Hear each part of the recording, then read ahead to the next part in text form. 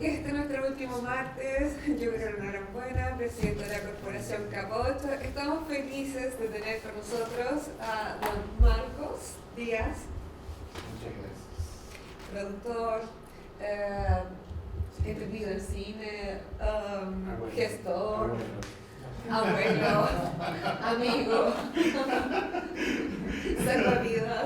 Bienvenido, por favor. Muchas gracias. No necesito más presentación Gracias, porque aquí gracias. estamos. Exacto.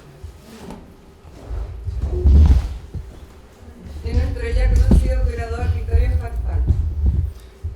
Vamos a darle un aplauso por favor a ambos.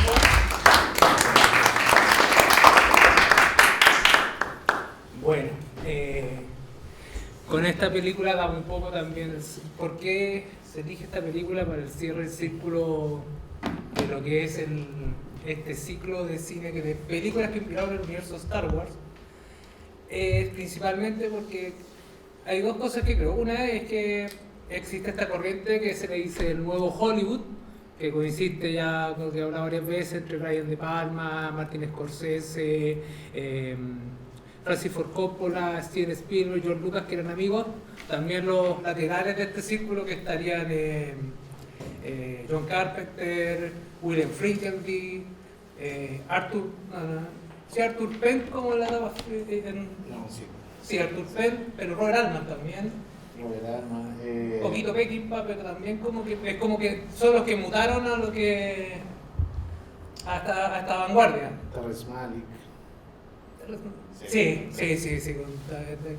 Pero un poco, yo diría que lo que uno puede destacar de ellos es que tienen esta influencia del cine clásico, de alguna forma también amantes de los grandes clásicos literarios, amantes de muchas cosas de por sí, y como decía, creo que de alguna forma empiezan a mezclar esta amalgama.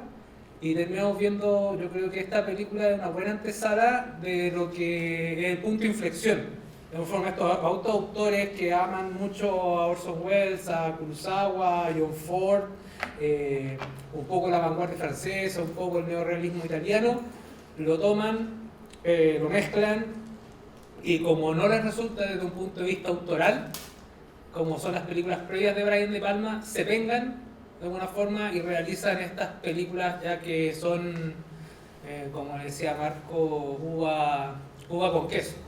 Cosas que no sabes que van a combinar, pero cuando las pruebas son muy sabrosas. Es sabroso Brian De Palma. Para mí es sabroso Brian De Palma.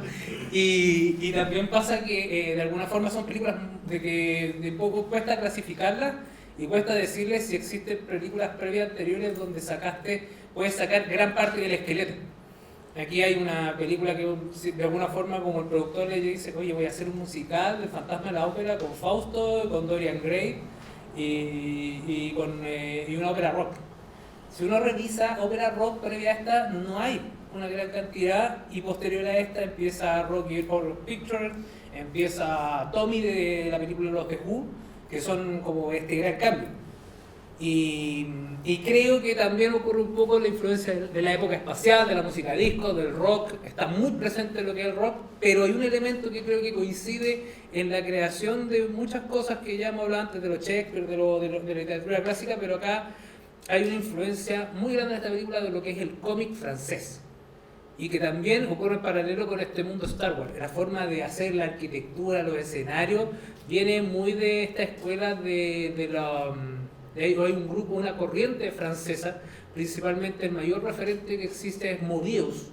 No sé si lo conocen mucho, pero Mobius es un ilustrador de cómics que trabajó en una revista que se llama Harakiri, trabajó también en la revista Pilot francesa, que son revistas súper importantes en un sentido de que vemos tipos que vienen de la novela del western, empiezan también a aparecer estas novelas de ciencia ficción, donde empieza Isaac Asimov, Philip Dick, cosas como que van realmente ciencia ficción ya más filosófica o ciencia ficción que te habla desde lo científico.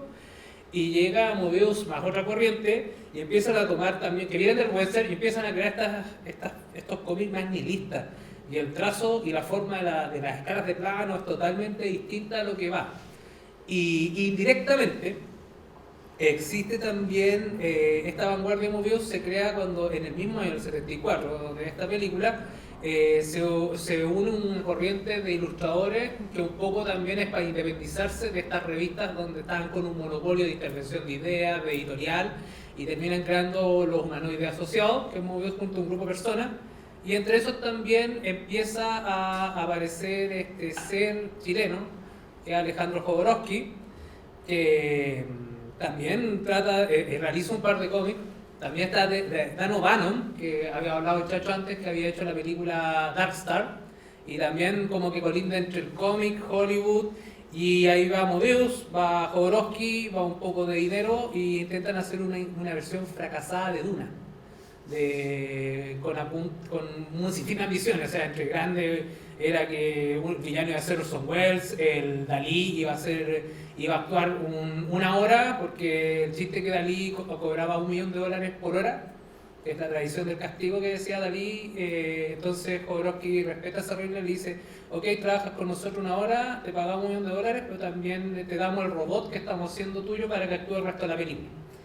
Y entre eso empieza a Jodorowsky a fichar una especie de Dream Team en esa época, que estoy hablando que son los humanoides asociados, estos ilustradores de cómics, que está Mobius, está también Giger, H. Giger, que es el creador de un poco de la estética de lo que es Alien, está Chris Frost, que es un ilustrador de revistas, de portadas de libros de ciencia ficción, volviendo Philip Dick, todo eso, y toda esa juguera se mezcla y empieza a ser Duna, y cuenta la leyenda que hay carpetas por ahí dando vueltas de este proyecto de Jodorowsky, que lo presenta al cine, a los estudios de Hollywood, y como que todos le dicen que no, pero deja la carpeta acá para que la revisemos. Y directamente estos apuntes sí llegan a algún cierto estudio y terminan como siendo librerías que nutren a películas posteriormente. En el caso de Star Wars no lo admiten directamente. Quinto Elemento, Alien, mucho del equipo posterior de Duna se va a hacer Alien. La misma Duna que hace después David Lynch también va... pero todo el concepto operático lo carga, pero de alguna forma yo creo que hay jugadores que siempre se autosobredimensionan en ese sentido, pero sí ocurre que hay una escena, hay un autor que se llama de ilustración, que hace indirectamente todo el elemento todo cuando fue el viaje a la luna, en 68, 69, se me confunden los años. La CBS contrata a un ilustrador que se encarga de aeronáutica en Boeing, que hace los modelos de los Concorde, F-47, todos esos modelos de aviones, y es el que es contratado para hacer las gráficas y toda esta cosa de los pósteres y la imaginería del viaje a la luna de la NASA, y él hace junto a la revisión con la CBS. Y George Lucas, cuando está preparando las maquetas de Star Wars, o sea, de alguna forma para poder explicarle a los inversionistas lo que se conoce como libro de arte, llama a Ralph McQuarrie para que realice las ilustraciones de Star Wars. Y si uno ve las carpetas de Ralph McQuarrie, que están por ahí, han salido múltiples libros, uno ve que es notorio que toma todo este cómic francés de los humanoides, que es también que es más conocido como Heavy Mutant, que también está en América, sale el mismo año en la edición, que se llama Heavy Metal Magazine, traída por National Lampoon, que era como una revista de chistes gringo. Y todo esto termina nutriéndose. De alguna forma el cómic trabaja mucho en esta película, trabaja mucho en Star Wars, trabaja incluso mucho en Friends Connection. Frinkleby admite que Friends Connection es una cosa muy del cómic francés y muy también de Spirit, que es uno de los padres del cómic contemporáneo. Creo que también desde otro lado existe acá una fuerte influencia del musical, de la vanguardia musical, que está ligada muy como la forma de trabajar de las referencias que tiene el rock con la ópera de Kurt Weill, con los elementos que están presentes en autores como, yo diría, Alice Cooper, esta cosa del rock operático. Los primeros discos de Alice Cooper es el primero que se pinta de alguna forma, es el primero que empieza a hacer toda esta performance vanguardista, y que está presente esta película en ese sentido de muchos de los elementos clásicos. Las óperas de Alice Cooper son a veces muy... Los discos operáticos de Alice Cooper, los discos conceptuales, son muy... El hombre que baja del infierno, el Dante, hay otro que está pasado a Orfeo, hay una obsesión entre Curvo y el Orfeo, que también hereda un poco Alice Cooper. Y en el caso también de estos mismos años, ocurre con la banda de hard rock que es Kiss, que este año también es de inflexión, porque en 74 ocurre que sale al aire Kiss. Kiss tenía un par de discos previos que no tienen ningún éxito, pero era un gran show en Estados Unidos de boca en boca, decir, oye, hay que ir a ver Kiss porque son unos tipos que se pintan, se tiran fuego, le sale humo a la guitarra, fuegos artificiales, todo explota, uno se tira en la cuerda, bueno, era un show increíble, pero los discos no tenían buena venta hasta que sale la live, que de alguna forma un registro que termina siendo un icono de entre dos cosas, entre un manager hábil que logra captar este show en vivo de Kiss y también empieza la mercadotecnia.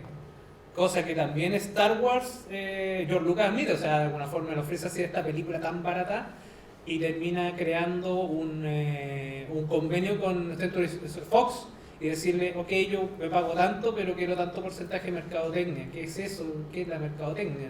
Y ahí él aprende mucho de la banda X, de cómo se hace el negocio, de que parece que a veces el futuro es más rentable vender una banda, vender poleras, vender máscaras, vender merchandising, miniaturas, pañolines, que los mismos discos o que la misma película.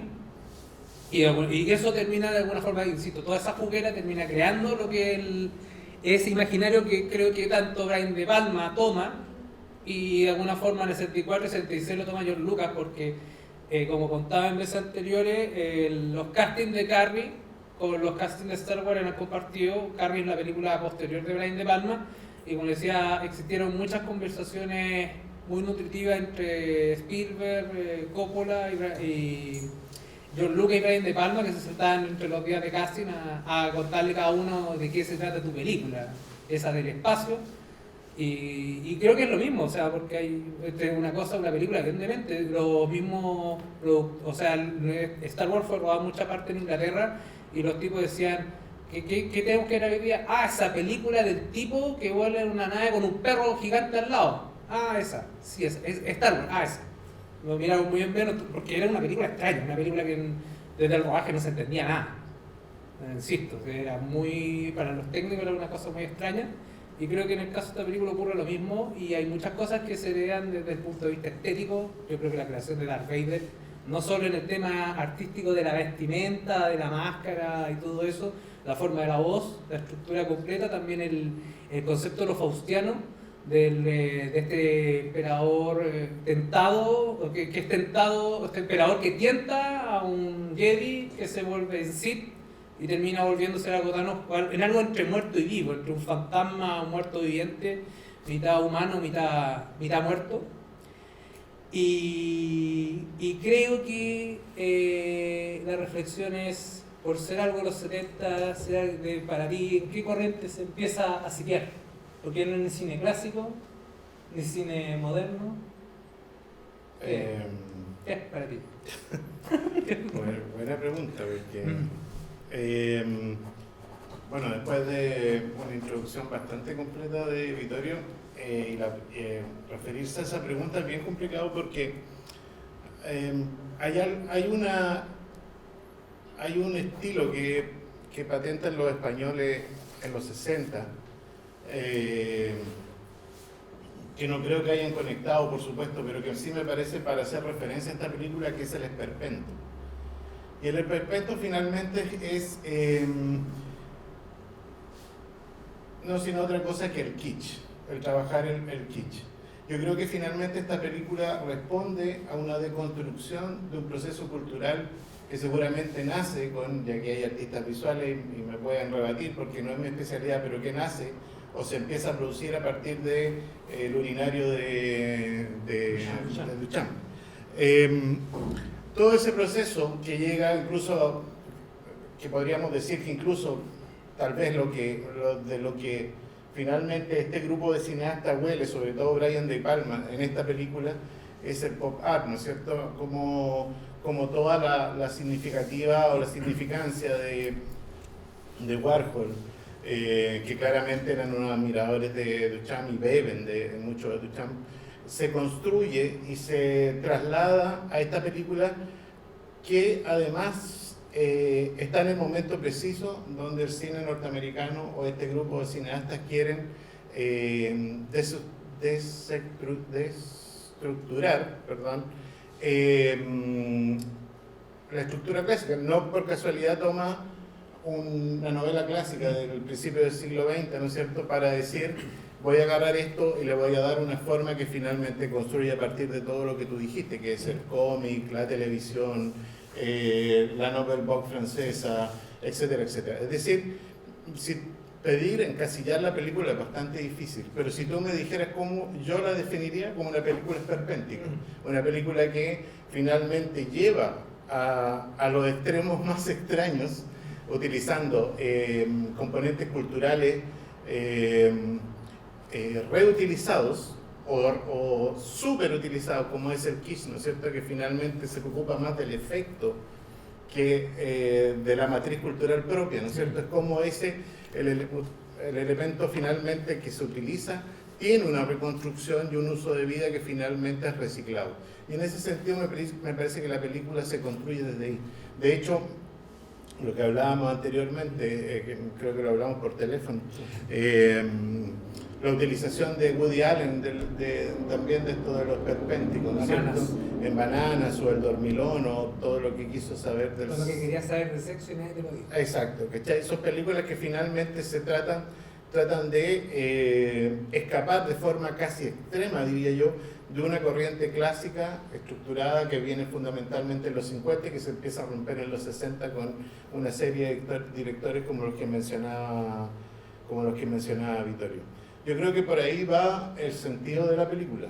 Ahora, yo quería decir algo que puede sonar mal, pero no es tan malo. Del ciclo de cine, que los felicito porque está muy bien construido y elegido, y me parece que es importante darle esta vuelta a películas que al parecer no tienen una construcción o un constructo artístico-cultural fundamental, como es Star Wars. Me parece que del ciclo esta es la película menos significante cinematográficamente. Probablemente. Y creo... Perdón, para cerrar. Pero eso no significa que sea tal vez una de las más importantes para la película que vimos. O sea, para la película de la que estamos hablando, que es Star Wars. Me parece que hay una conexión prácticamente directa, es decir, esta búsqueda de lo oculto, de lo distinto, de construir un mundo, construir algo clásico, porque finalmente la narrativa de Star Wars es súper clásica. Es decir, todo lo que vemos ahí está contado y recontado 1000 veces por Aristóteles, por la tragedia griega, etcétera, etcétera, etcétera, etcétera. Pero finalmente que solo podía ocurrir en la década del 70 o en el siglo XX. Es decir, cuando ya está finalizando el siglo XX, finalmente ya tenemos los componentes culturales, artísticos suficientes como para poder irnos a lo popular. Y en ese sentido está el valor de esta película, que tiene todos los antecedentes para llegar a lo que fabrica finalmente Star Wars. Yo creo que es una película probablemente en algunos momentos con falencias técnicas, con falencias narrativas, con falencias incluso técnicas, pero no se ve atisbos de un buen Brian De Palma. Es que yo no lo llamaría falencia, porque yo creo que finalmente hay una estructura pensada. Una cosa que tenía este grupo de directores, a diferencia de otros más antiguos, es que ya tenían una tradición, es decir, el cine ya tenía casi 80 años de vida, ¿no es cierto? Y finalmente son cultos, por lo menos son cinéfilos. Por lo tanto, es muy difícil pensar que hay deficiencias.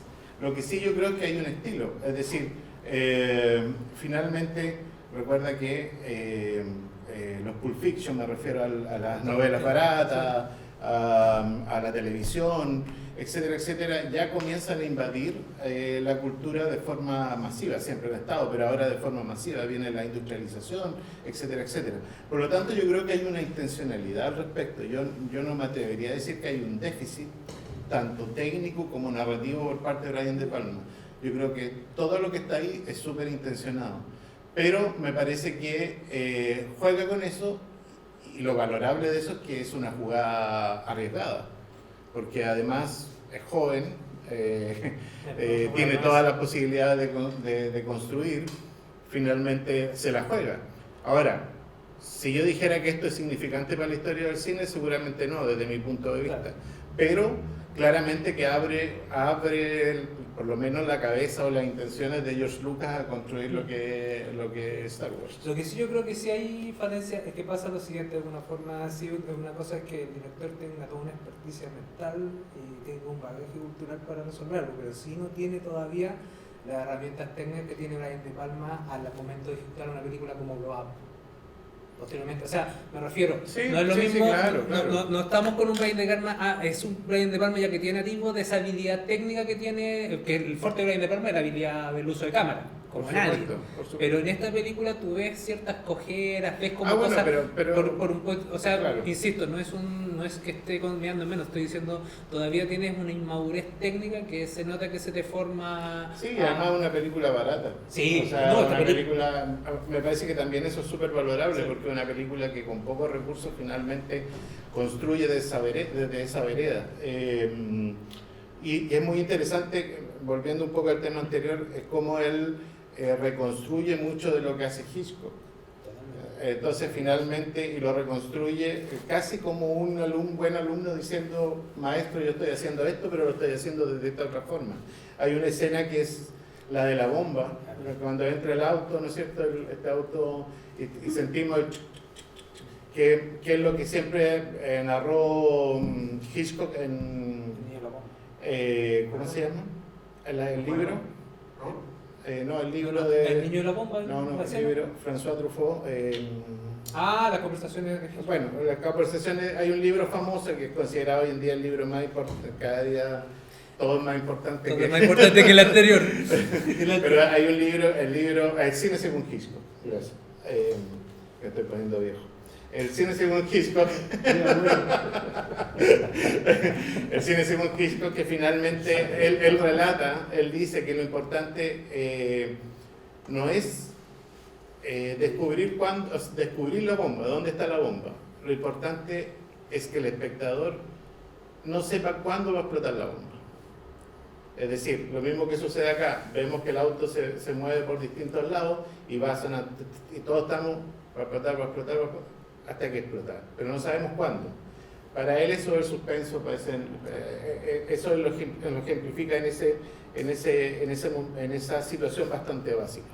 Pero en definitiva, claro, ahí lo que hace De Palma es deconstruir Sí. mucho y llegar a este esperpento, como le llamo yo, que finalmente me parece Sí. bastante interesante. Creo que Brian De Palma en esta película, como en otras, de alguna forma siempre hace su tesis Hitchcock de meter poco Claro, de varias claro, escenas claro. de él, pero Claro. las termina volviendo en algo punk, la termina volviendo en algo muy hard rock, la termina volviendo en algo muy suyo propio.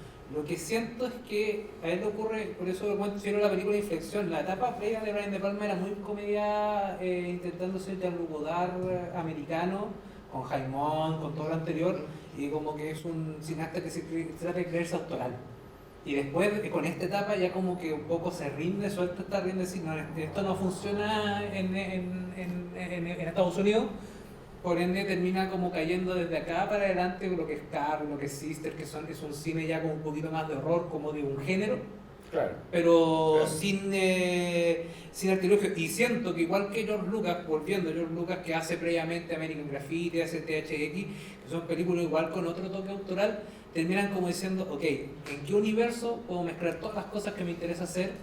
Ópera, espacio, como elementos un poco que están alejados de esta realidad, que está como impuesta en otras reglas más, como insisto, que el cine clásico, que es un poco la gravedad del drama. Aquí nosotros la gravedad lo llevamos a lo rococó, o en Star Wars lo llevamos un poco al tecnoespacial psicodélico, por ende no tenemos problemas de proponer estos temas en la sociedad. Es como dice el gran chiste una vez en una película, decía, esta película es grave, no es tan mala para los niños porque solo hay mucha sangre y no hay sexo. Vamos a hablar de estos temas porque es más cómodo. No hablemos de sangre. Podemos hablar de horror, pero no podemos hablar de otras cosas.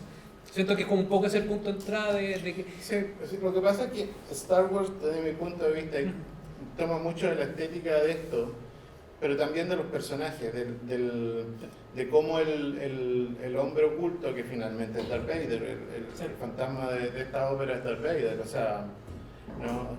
Cómo eso también tiene que ver con lo que pasaba en el momento, es decir, la Guerra Fría estaba desatada y finalmente la lucha entre el bien y el mal. Y ese discurso lo gana en las pantallas, lo gana con Star Wars.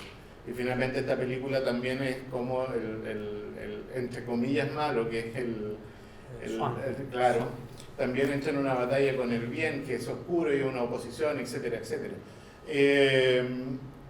Pero claramente Star Wars tiene mucha referencia política a un proceso donde todavía estaban los buenos y los malos. O sea, y creo que el malo está oculto de alguna forma, pertenece a un ser que, esta cosa media Dorian Gray, que es Swan, que al final no es el malo, es el cuerpo que está poseído en mal.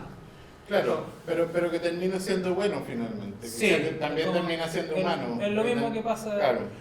Pero termina siendo un humano que lo ayuda el bueno. El bueno, hace una cosa resolutiva. Exacto. Si se une a nosotros, pasa a ser bueno. Hay una cosa muy Brian De Palma, que los personajes, en Brian De Palma los personajes no tienen una transformación, una evolución de reconciliación con ellos mismos, no tienen alguna forma un buen final. Los personajes de Brian De Palma siempre terminan cayendo en lo más abajo de su alma. Su alma termina siendo muy corrompida. Scarface, The Sister, Carrie, o sea, un personaje bueno, ¿qué pasa? Se corrompe, la sociedad lo corrompe, o ellos mismos son muy débiles. Es como una visión nihilista que tiene Brian De Palma, que siento que es muy de Orson Welles, de él. Y lo otro, creo que tanto en Fantasma del Paraíso como en Star Wars, siento, como contaba la anterior, el guión del dolor de que tienen que negociar con productores. Tú que también has vivido la experiencia de negociar con productores, el dolor de todo lo que se pierde, de todo lo que tú tienes que transar, porque él también se ríe de eso, algo tan puro como mi creación artística y mi mundo personal, lo tengo que transar hacia el dinero, hacia los productores. Pero que sí. Star Wars como Fantasma del Paraíso, ambos hablan de ese conflicto. O sea, yo no soy tan puro por querer negociar mi arte como este tipo que tiene el dinero y tiene el chance, le permite... Yo ahí puedo disentir, porque yo no sé si realmente George Lucas quería hacer otra película distinta a la que hizo. Yo creo que sí, o sea, siempre el director quiere hacer algo sí, más. O sea, que él quería hacer... Pero de que haya querido hacer algo distinto, muy distinto por lo menos al concepto que vimos en Star Wars, yo no lo creo. Lo que sí yo creo que se topó con muchas problemáticas económicas y etcétera.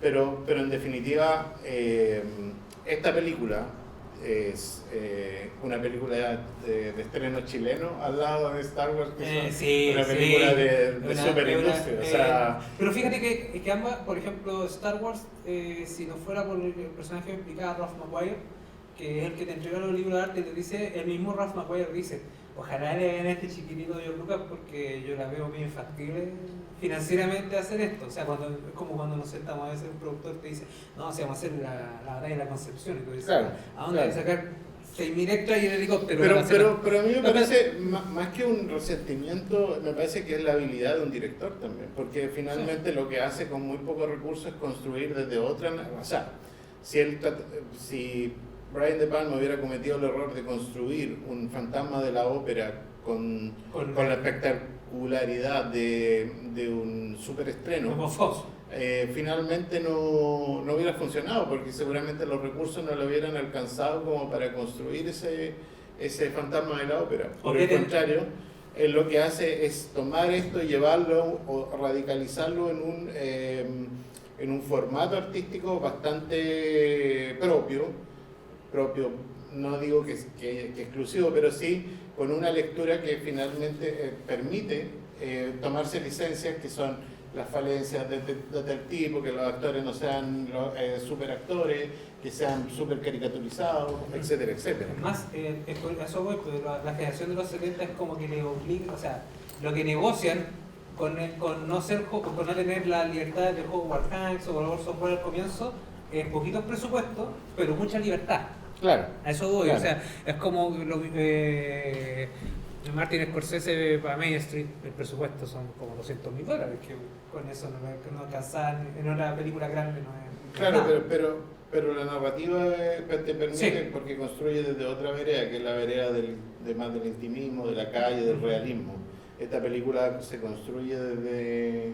Pero desde un musical bien operático. Por eso, O sea, por eso. incluso tiene una forma de manejar la cámara. Siento que hasta esta cosa trata de volverla muy neorrealista en algunos momentos cuando tú estás viendo las escenas de los tipos cuando cantan, las pruebas de cámara. Tú no ves, aparte de las partes que son cuando están en lo viajado, o sea, es en la impronta, ves a gente como extras cruzándose entre medio. Como que siempre te trata de mostrar que estás detrás de cámara de algo. Sí, Y es como una... Aparte el rodaje es como súper austero y tuvieron entre algunos chistes hablando de Swan, personaje, y esto se llama Swan Records. Y tuvieron un problema con Led Zeppelin y Jimmy Page, ¿Mm? y que uno lo nota también, o sea, indirectamente el personaje de Miff, el protagonista del musical, es una parodia entre Robert Plant y David Coverdale, así, pero llevado a la caricatura total. Y esta leyenda, por un lado, que fueron más los conflictos de que estaban siendo ridiculizados estas corrientes del rock, que el tema de Swan Records, que era un sello discográfico que tenía Led Zeppelin para publicar ciertos discos, y justo comenzaron el mismo año.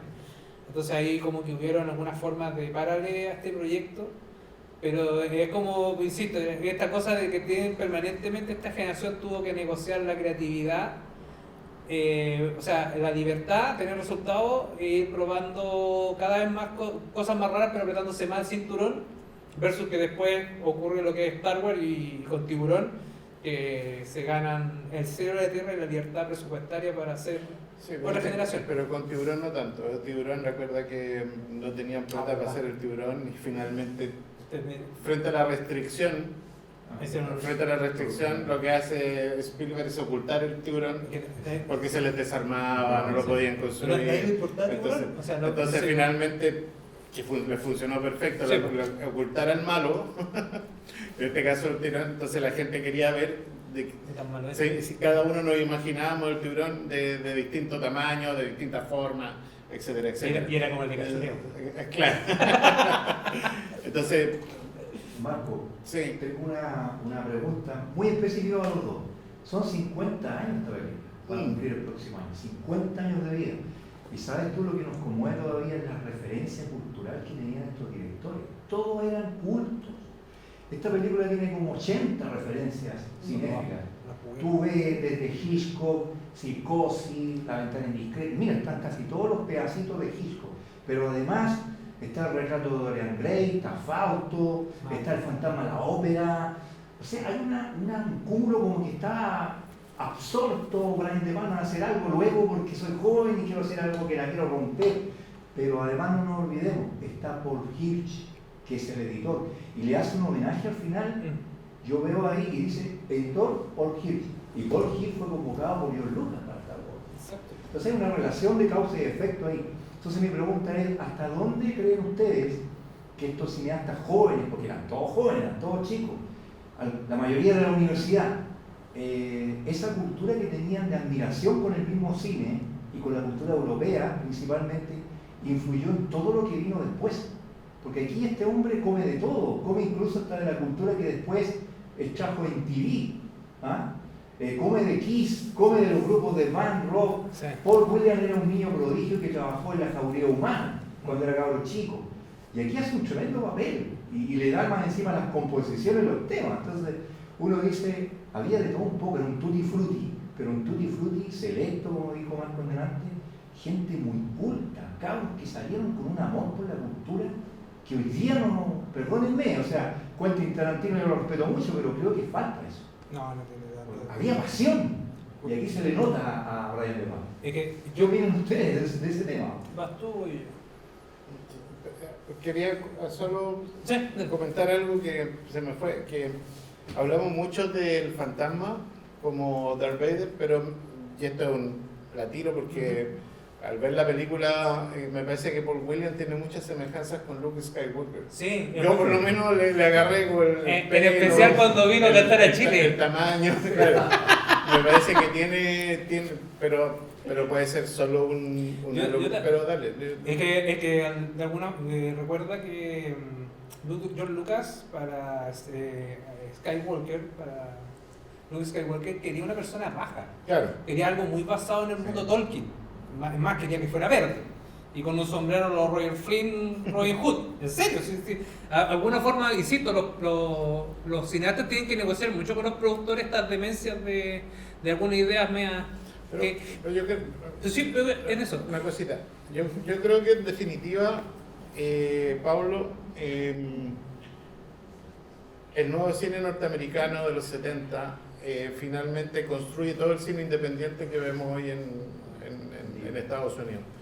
Y esa influencia también creo que se traslada a países como Chile, a países como Argentina, donde finalmente hay un cine independiente que bebe mucho de Europa, pero también, por lo menos en Chile, el cine norteamericano de los 70 fue una super influencia, sobre todo porque en ese momento no había una distribución muy amplia de cine, entonces veíamos todo lo que venía desde allá, ¿no es cierto?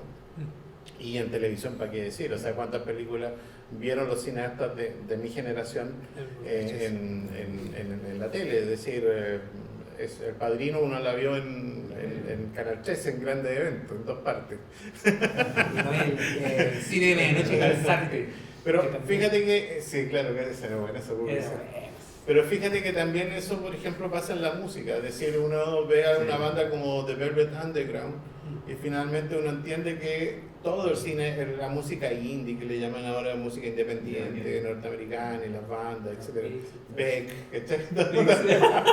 Pixies, todo eso tan influenciado porque en ese momento venía el desencanto norteamericano, es decir, principalmente Nueva York, por supuesto, como un punto muy importante para las artes. Y insisto nuevamente en volver a lo que decía al comienzo, como Warhol permite construir la factoría, ¿no es cierto? Como ser factoría desde la propia estructura y no tener que depender de un mecenas, etcétera, etcétera. Por eso yo disiento un poco de que ellos peleaban tanto por la producción, por supuesto que todos quieren tener, pero me parece que ellos sí tomaban mucho y construían.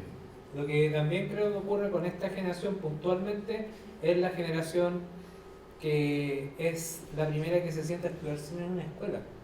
La de los 70 en el Bueno, cine. sí. Y creo que pasa que sus profesores también son Orson Welles, son Hitchcock, son la nueva ola francesa, vienen a hacer muchas clases.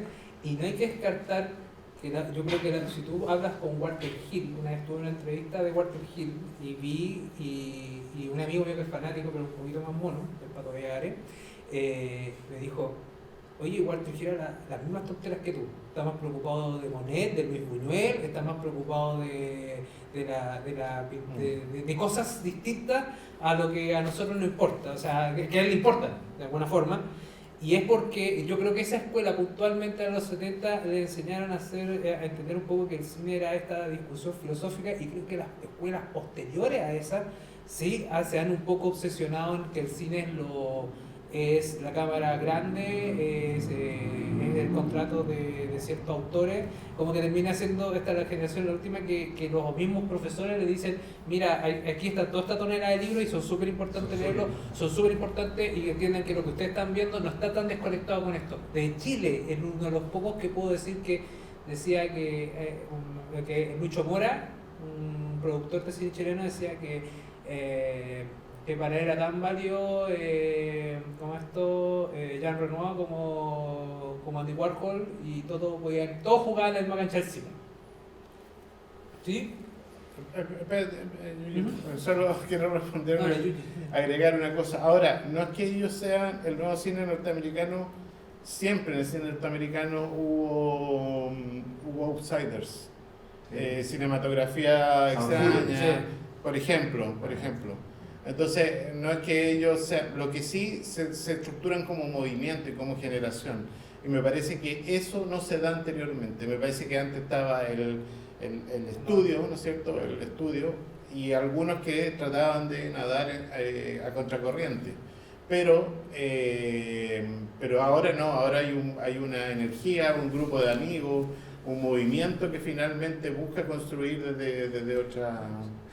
Muy breve. Y ellos todavía son amigos hasta la fecha. El otro día veía el cumpleaños de Robert De Niro Claro. y todavía estaba sentado y como hablando nosotros cuando éramos amigos antes. Es que no son talquinos, No son talquinos. no pelean a cada Oye, rato. pero están como amigos todavía Robert De Niro hablando con George Lucas y Scorsese ahí sentado, como si estuvieran hace todavía a los 20 años. Nosotros, sí, yo creo.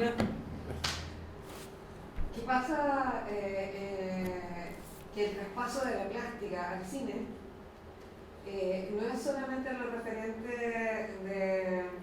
de la filosofía francesa, de significante y significado de, ¿cómo se llama? De Saussure. No, tiene que ver con que después de la guerra, después de la Segunda Guerra, arrancan todos para Estados Unidos, empiezan las vanguardias. Y los artistas visuales siempre se han movido intercambiando ideas, Sí. co-construyendo. Yo creo que ese es un aporte fundamental. No es solamente que le hagan la referencia gráfica a la imagen del pájaro con Andy Warhol o con el Yo no lo planteé así. offset de la impresión de Robert Lichtenstein, sino que ellos entienden una manera de trabajar y una manera de producir, de crear conocimiento que solo es posible a través de la co-construcción. Exacto. Sí. Y en Chile pasa al revés. Porque los artistas, la plástica visual en Chile estaba atrasada 100 años. El cine hasta el 80 iba mucho más rápido que la plástica. Entonces, en Chile lo que ocurre es que la plástica en los 80 se pega el salto y se pone a tono con las vanguardias. De ahí en adelante podemos empezar a hablar de arte chileno contemporáneo. Y que creo que en el fondo, como resumen general de todo este ciclo, esa es la cuestión fundamental. ¿Cómo se da esta situación de creación con componentes fundamentales? Formación, interrelación y interdisciplinaridad. Son los tres componentes esenciales para que se pueda producir conocimiento. Creo que hay una cuarta, encerrarnos. Lo que Pensé que o sea, pegarlos. Pero yo estoy de acuerdo contigo Sí. que no es una referencia física, por decirlo de alguna manera. Me parece que cuando yo lo mencionaba era parte de toda una estructura que además construye una visualidad distinta en estos directores. Entonces, que finalmente, que es lo que decís tú, es cómo construimos, desde qué perspectiva. Por eso mencionaron también lo de Duchamp, ¿cachai? Como esta forma de cambiar al artista como el artesano o el que viene del romanticismo, ¿no es cierto? Que tenía un mecenas y que de cierta forma construye un nuevo formato de artista. Que finalmente, pero eso ya es una discusión que... No, Pero para cerrar, que además es una discusión pero lo que quiero decir ahora, que me parece que pasó con Star Wars también, que de cierta forma devenga en capitalismo en muchos aspectos, ¿cachai? Porque finalmente lo que hace Star Wars es trabajar a favor de una estructura comercial, ¿cachai? Y finalmente tal vez muchas de las cosas que se establecieron como el art pop, que es una de las cosas, también se van replicando una forma de construcción completamente mercantilista del arte. Totalmente. Y aparte ocurre otro... Pero algo querías decir, perdón. Sí, que cuando hace la referencia a Duchamp es importante entender que lo que realmente ocurre con el luminario es el cuestionamiento del autor. También. ¿Okay? Duchamp un poco lo deja abierto y en este sentido lo podemos leer de que no es la versión del siglo XVIII de que la iluminación de la musa no es un genio creador, sino que el autor es simplemente un punto de vista. Claro. Un punto de vista. Por eso es que aquí la autoría se pelea entre el kitsch y el pop y o sea, la cultura de masa es la autoría de Exacto. Ignacio.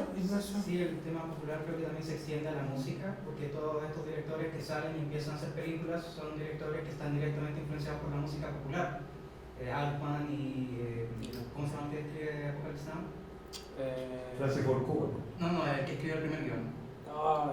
John Milius, él dice que cuando escribe Apocalypse Now estaba escuchando a The Doors, era lo único que escuchaba The Doors. Y también todo ese tema de la influencia de la música popular dentro del conflicto de la guerra de Vietnam en sí. George Lucas, cuando está haciendo THX, escuchaba a Giorgio Moroder, que empieza a traer el sintetizador en la música de finales de los 70. Y también viene la introducción de la música licenciada, que parte, entre comillas, Kubrick en la música clásica. Durante eso también está Miles Davis cuando lo traen al cine francés. Pero el tema ahí, siento, es traer el lenguaje de la música al cine. En Star Wars, la gran parte de la construcción de John Williams, de la banda sonora, es robar. Toma mucho de Stravinsky, de Los Siete Planetas, de todas estas cosas también operáticas, de la danza, del ballet, ¿cómo se llama Stravinsky? El rito de la primavera. Sí, y es un tema que dentro de la música también logran ser influenciados y dejar traer ese como lenguaje más abstracto de lo musical, esa estructura dentro del cine que están haciendo. Y también es como son jóvenes, son cabros, están escuchando esa música mientras lo hacen. Y después que traigan también a gente como Paul Williams trabajar en Fantasma del Paraíso y que después se va a trabajar a los Muppets. Igual es como toda una suerte de como continuación de esa como tradición de la cultura popular en la música también.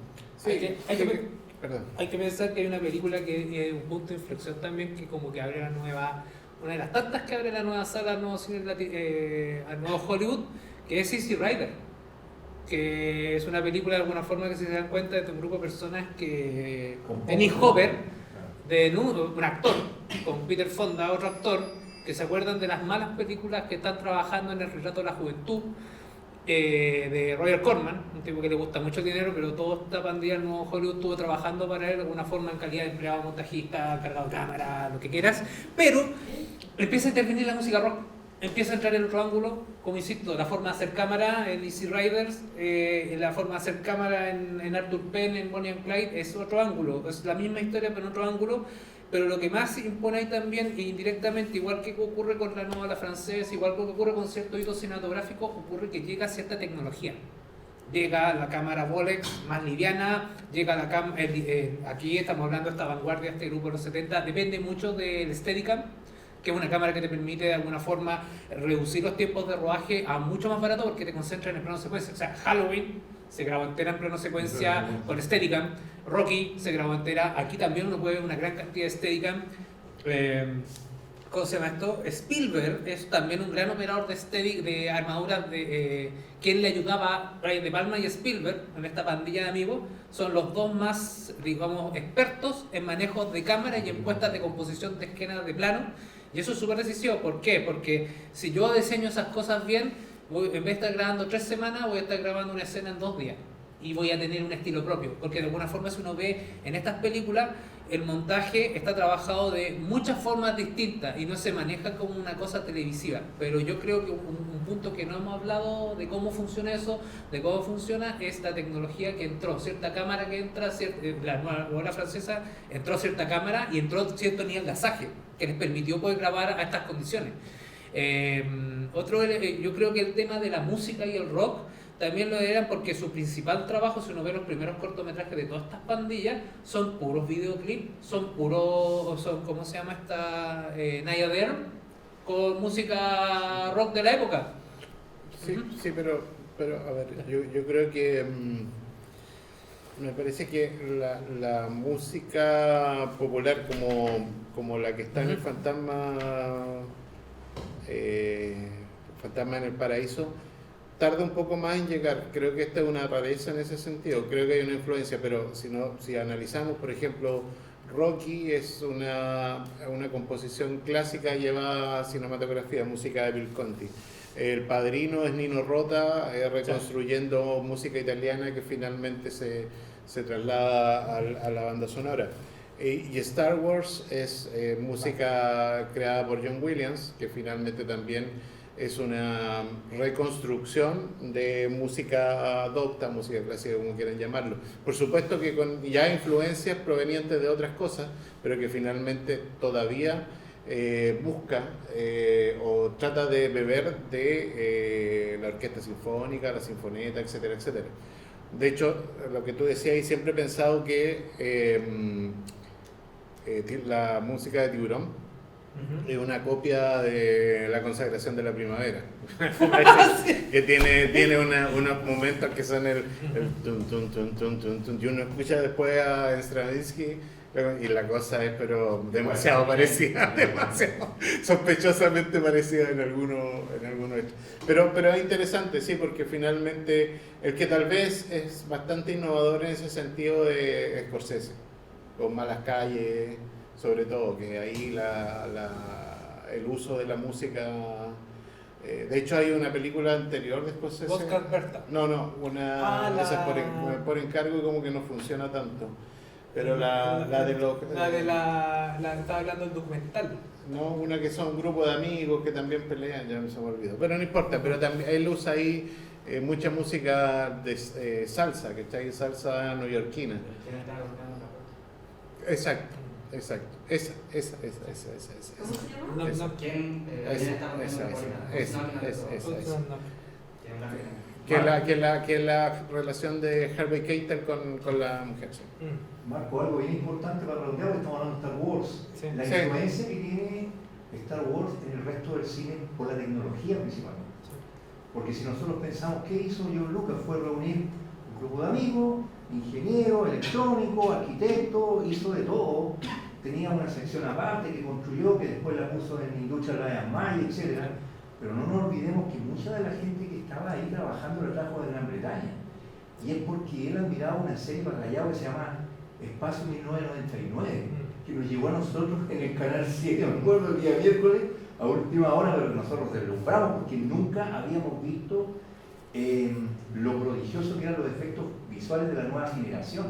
De alguna manera, claro que está la NASA, claro que está también la conquista del espacio. Un año antes en Chile se editó la revista La Conquista del Espacio. El Canal 13 tenía un programa con un periodista que falleció, que fue a la NASA a mostrar, digamos, el transbordador espacial. Estábamos todos alucinados con la cuestión espacial. Entonces Star Wars fue como... Nuestro calzado chileno. Exacto, como que calzó algo, llegó y golpeó a todo el mundo, pero también porque se preparó antes un escenario. Y ese escenario tiene que ver también con la tecnología de punta que llegó después. La parte informática, los primeros computadores. Yo creo que hay un actor muy importante. Yo, para responder lo de Pablo, de mi opinión, de mi modesta opinión, yo creo que hay que entender dos fenómenos con Star Wars. Me parece que cinematográficamente no producen ninguna revolución. Me parece que es simplemente una película bien hecha, muy bien hecha, construida con elementos súper clásicos, sí. Con elementos clásicos y con todo lo que hemos conversado, que finalmente que lo estructura desde una época, desde elementos populares, etcétera, etcétera. No digo que no se malentienda lo que estoy diciendo, ¿no? Yo digo que no produjo nada cinematográficamente nuevo e interesante. O sea, sí interesante, pero nada que haya producido un salto en la cinematografía mundial.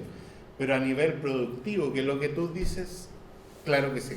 Porque significó que se podía hacer otro tipo de cine, a otra estructura, y que llegara a todas partes del mundo, finalmente a partir de esta ciencia ficción, ¿cachai? De estos espadas láser y personajes, y etcétera, etcétera. Que siempre estuvo, pero que finalmente ahora se abrió al superestreno a nivel mundial, etcétera, etcétera. Y yo creo que ahí ya una saga que continúa hasta hoy en día. O sea, ¿cuántos años lleva Star Wars? Bueno, 50. Hasta hoy en día seguimos viendo películas de Star Wars. Entonces, esa marca, construir esa marca, me parece que hasta ese momento en el cine no existía. Existían películas, existían buenas sagas, El Padrino es una saga, pero algo que actuara como una marca, como un... Yo director, hago Star Wars y no hago nada más, sino que esa empresa ahora se va sola. Me parece que ahí está la revolución real de Star Wars. Cinematográficamente me parece que desde la misma vereda es mucho más importante 2001 Odisea del Espacio, por ejemplo, que Star Wars o otro tipo de película. Pero ahí yo quería hacer esa diferenciación que me parece que tú ya la habías planteado, pero quería separar dos cosas que son también dos cosas del cine. Es decir, la producción es súper importante. Exacto. Es fundamental. No sé qué más agregar. Muchas gracias. Bueno, nos quedamos entonces con, creo, 3 tareas pendientes. Una era el análisis técnico de los recursos cinematográficos. Sí, sí. 2, la revisión de los tropos literarios, que vamos a tener que estudiarlo o repasarlo para saber cuándo están citando, cuándo es un robo, cuándo es un remake. Y la otra, ¿cuál era? Para el cine todo un robo, como dirían los franceses. Todo un robo. Yo La robo a 24 cuadros por segundo. Muchas gracias a la Biblioteca Municipal, a la Corporación Capo 8, a nuestro invitado, darnos